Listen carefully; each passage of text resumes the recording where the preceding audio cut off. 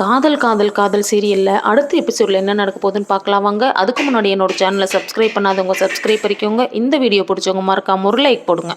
அம்மா அர்ஜுன் எப்படியும் ஸ்வேதாவை கல்யாணம் பண்ணிக்க ஒத்துக்க போகிறது கிடையாது. கடைசியில் ஆதவனுக்கும் ஸ்வேதாக்கும் தான் கல்யாணம் நடக்க போகுது. ஆனால் அது எப்படி நடந்தது, எப்படி நடக்க போகுதுன்றதுல தான் ட்விஸ்டே இருக்குது. அர்ஜுனை எப்படியும் கம்பல் பண்ணி அவங்கள ஸ்வேதா கழுத்தில் தாலி கட்ட வைக்க மணமேடையில் உட்கார வச்சுட்டாங்க. ஆனால் அவரோ ஸ்வேதா கழுத்தில் தாலி கட்டாமல் மது கழுத்தில் தாலி கட்டிடுறாரு. மாதவன் தான் அப்பா பிள்ளையாச்சே, அவர் குடும்பத்துக்காக ஸ்வேதா கழுத்தில் தாலி கட்டிடுறாரு. ஆனால் ஸ்வேதா மனசுக்குள்ளேயே அர்ஜுனை கண்டிப்பாக பழி வாங்காமல் விட மாட்டா, அர்ஜுனை பழி வாங்கறதுக்காகவே நான் ஆதனை கல்யாணம் பண்ணியிருக்கேன் அப்படின்னு நினச்சிக்கிறாங்க. அர்ஜுன் டக்குன்னு மது கழுத்தில் தாலி கட்டவும் மதுக்கு என்ன பண்ணுறதுனே தெரியல. மது இருந்துட்டு சொல்கிறாங்க, நீ என்னைய கொஞ்சம் கூட கேட்காம என்னோட விருப்பம் இல்லாமல் என் கழுத்தில் தாலி கட்டின்றதுக்காக உன் கூட நான் சேர்ந்து வாழ்வேன்னு கனவுல கூட நினைக்காத. இப்போவே இந்த தாலியும் வேணாம் நீயும் வேணான்னு என்னால் கலட்டி தூக்கி எரிஞ்சிட்டு போக முடியும். ஆனால் நான் அப்படி பண்ண மாட்டேன். உன் கூடவே இருந்து என் வாழ்க்கையவே கெடுத்த உன்னைய கண்டிப்பாக பழி வாங்கியே தீருவேன் அப்படின்னு சொல்லிட்டு இந்த சைடு மது சொல்கிறாங்க. அந்த சைடு நீ என் கழுத்தில் தாலி கட்டலைல்ல, உன்னை நான் கண்டிப்பாக பழி வாங்குவான்னு ரெண்டு பேரும் மாற்றி மாற்றி அர்ஜுனை பழி வாங்குவோன்னு சொல்லிட்டு இருக்காங்க. கேட்ட அர்ஜுனோட அம்மா மது அப்படிலாம் சொல்லாதம்மா, இப்போதான் உங்கள் ரெண்டு பேர்த்துக்கும் கல்யாணம் ஆயிருக்கு. நீங்கள் ரெண்டு பேரும் சேர்ந்து சந்தோஷமா நீ ரொம்ப நாளைக்கு வாழணும்.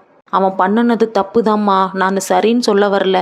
ஆனால் அவன் உன்னை எந்த அளவுக்கு லவ் பண்ணுறான்னு எனக்கு நல்லாவே தெரியும் மது. அர்ஜுன் ரொம்ப நல்ல பையன் மது, அவன் என் பையன்றதுக்காக மட்டும் நான் சொல்ல வரல. இவ்வளோ நாளாக நீங்கள் ரெண்டு பேரும் ஆஃபீஸில் ஒர்க் பண்ணியிருக்கீங்க, கண்டிப்பாக அவனை பற்றி உனக்கு நல்லாவே தெரிஞ்சிருக்கும். அவன் உன் கழுத்தில் உன்னோட பர்மிஷன் இல்லாமையே தாலி கட்டினது தப்பு தான். அதுக்காக நான் உன்கிட்ட மன்னிப்பு கேட்டுக்கிறேன். அதற்காக என் பையன் வாழ்க்கையை கெடுத்துற வேணாம் மது. உங்கள் அப்பா அம்மா கிட்ட நான் வந்து பேசுகிறேன், எந்த பிரச்சனையும் ஆகாமல் நான் பார்த்துக்கிறேன் அப்படின்னு சொல்ல மது இருந்துட்டு உடனே சொல்கிறாங்க, உங்கள் பொண்ணு கழுத்தில் யாராவது ஒரு பையன் தாலி கட்டியிருந்தா இப்படி தான் நீங்கள் பேசுவீங்களா? இவனை எனக்கு சுத்தமாக பிடிக்காது. இவன் என்கிட்ட ப்ரப்போஸ் பண்ணனான். நான் எனக்கு இன்னொருத்தவங்க கூட கல்யாணம் நடக்க இருந்து அது நின்றுருக்கு. இதெல்லாம் தெரிஞ்சுமே நான் இவனை லவ் பண்ணலன்னு சொல்லியும் இவன் என் கழுத்தில் தாலி கட்டியிருக்கான். இவனுக்கு எப்படி நீங்கள் நல்லவன் சர்டிஃபிகேட் கொடுக்குறீங்க ஆண்டி? நீங்கள் கூப்பிட்டீங்கன்ற ஒரே காரணத்துக்காக உங்களை நம்பி தான் நான் கோயிலுக்கும் வந்தேன், இந்த கல்யாணத்துக்கும் வந்தேன். நான் இப்போ இங்கே நடக்கிறதெல்லாம் பார்க்கும்போது நீங்கள் எல்லாரும் பிளான் பண்ணி தான் இதை பண்ணியிருப்பீங்கன்னு எனக்கு உங்கள் மேலேயே டவுட்டாக இருக்குது.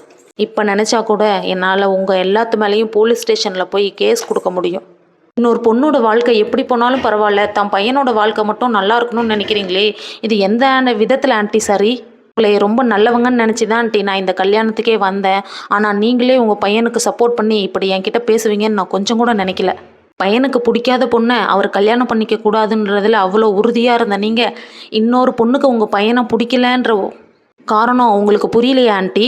இதெல்லாம் கேட்டுட்டு சரண்யா என்ன பேசுறதுனே தெரியாமல் நிற்கிறாங்க. அர்ஜுனோட பாட்டி ஈஸ்வரி அங்கேருந்து வந்து, அப்போவே அவன்கிட்ட கரிகாலன் கிட்ட சொன்னேன், இவளோட ஆக்டிவிட்டிஸ்மே சரியில்லைன்னு. கடைசியில் கல்யாணத்துக்கு வந்து என் பேரனையும் மயக்கி கல்யாணம் பண்ணிக்கிட்டான் அப்படின்னு மது மேலே தூக்கி பழிய போடுறாங்க ஈஸ்வரி.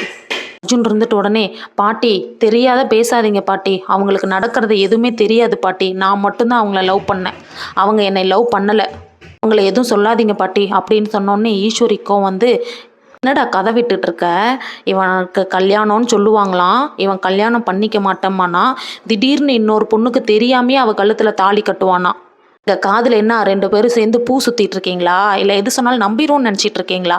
பாட்டி உண்மையாகவே மதுக்கு தெரியாது பாட்டி, அவள் தெரியாமல் எப்படா இந்த கல்யாணத்துக்கு வந்தா? எல்லாம் பிளான் பண்ணி தான் பண்ணியிருக்கீங்க மூணு பேரும். இப்படி அநியாயமாக என் பேத்தியோட வாழ்க்கையில் விளையாண்டுட்டீங்களே, இனிமேல் உனக்கு இந்த வீட்டில் இடம் கிடையாது, வெளியே போ சொன்னோடனே அர்ஜுன் அம்மா, அத்தை வெளியே போன்னு சொன்னால் திடீர்னு அவன் எப்படித்தான் போவான், எங்கத்தான் போவான்?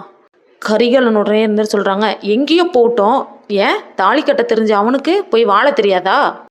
எங்கள் அம்மாவே சொல்லிட்டாங்க, இனிமேல் உனக்கு இந்த வீட்டில் இடம் கிடையாது, வெளியே போ அப்படின்னு சொன்னோடனே ஸ்வேதா இருந்துட்டு உடனே சொல்கிறாங்க, மாமா வேண்டாம் மாமா, அர்ஜுனை வெளியே போக சொல்லாதீங்க, அவர் நம்ம வீட்லேயே இருக்கட்டும், அவருக்கு பிடிச்ச பொண்ணு தானே மாமா அவர் கல்யாணம் பண்ணிட்டாரு, இதில் என்ன தப்பு இருக்குது? தேவையில்லாமல் என்னால் அவர் வீட்டை விட்டு வெளியே போனாருன்ற பேர் எனக்கு வேணாம் மாமா, எனக்காக தயவு செஞ்சு அவரை மன்னிச்சு ஏற்றுக்கோங்க அப்படின்னு சொல்லிட்டு ஸ்வேதா சொல்கிறாங்க. இதெல்லாம் பார்த்த கார்த்திக், இவையன்னா டக்குன்னு அந்தர்பல்ட்டி அடிக்கிறா, உண்மையாக தான் சொல்கிறாளா இல்லை நம்ம அர்ஜுனை பழி வாங்க சொல்கிறாளா, ஒன்றுமே புரியலையே சொல்லிட்டு ஈஸ்வரி கிட்ட போய் பேசுகிறாங்க. பாட்டி அர்ஜுன் பண்ணது தப்பு தான், அவனை அதுக்குன்னு வீட்டை விட்டு வெளியே போக சொல்கிறதெல்லாம் பெரிய தண்டனை பாட்டி, வேண்டாம் பாட்டி விட்டுறலாம் அப்படின்னு சொன்னோடனே, என்னடா நீ அவனுக்கு வக்காலத்து வாங்கிட்டு இருக்க, நீயும் ஏதாவது பண்ணிட்டு இருக்கியா, குடும்பத்தை பற்றி தெரிஞ்சும் இவன் எவ்வளோ பெரிய காரியம் பண்ணியிருக்கான், இவனை மன்னிச்சு ஏற்றுக்க சொல்கிற, யார் இவனுக்கு சப்போர்ட் பண்ணுறீங்களோ எல்லாரும் சேர்ந்து வெளியே போங்க, இல்லாட்டினா நான் வெளியே போகிறேன் அப்படின்னு நம்ம ஈஸ்வரி சொல்கிறாங்க.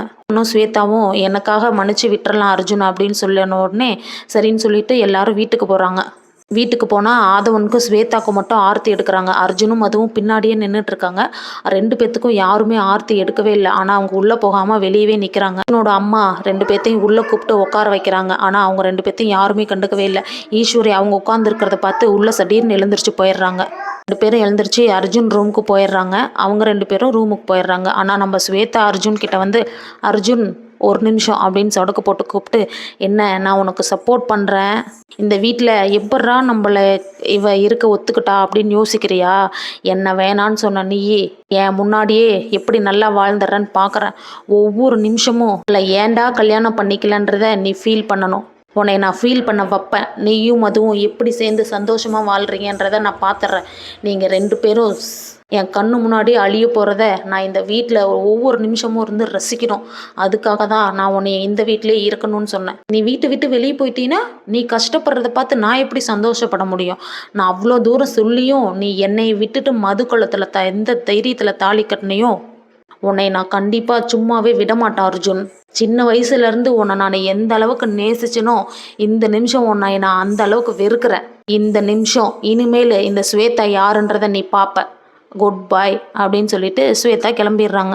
திரும்பவும் அர்ஜுன் சொடக்கு போட்டு ஸ்வேதாவை கூப்பிட்டு, நானும் அதுவும் இங்கே தான் இருப்போம், உன்னால் என்ன பண்ண முடியுமோ பண்ணிக்கோ, நாங்கள் 2 பேரும் சேர்ந்து சந்தோஷமாக வாழ்கிறத நீ கூடிய சீக்கிரம் பார்க்க தான் போகிற, ஒரு மாதத்தில் நான் யாருன்னு உனக்கு காட்டுறேன், எண்ணி 30 நாள் மதுவை என்னை லவ் பண்ண வைக்கல, என் பேர் அர்ஜுன் கிடையாது வால் அப்படின்னு சொல்லிட்டு 2 பேரும் கிளம்பிடுறாங்க.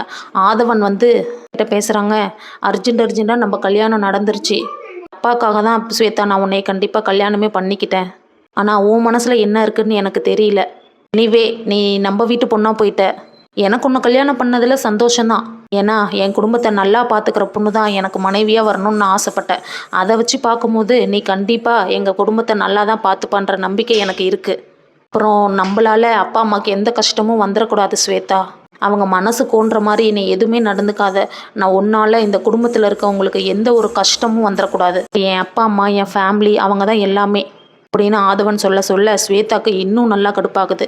ஏன்னா நம்ம ஆதவனை தான் ஸ்வேதாவுக்கு பிடிக்காதே, அர்ஜுனை தானே பிடிச்சிருக்கு, கேரக்டர் வேறு ஆதவன் கேரக்டர் வேறு. இது அர்ஜுன் போய் மதுக்கிட்ட பேச போகிறாங்க. மதுவோட ரியாக்ஷன் எப்படி இருக்குன்றதை நாளைக்கு பார்க்கலாம். தேங்க்யூ.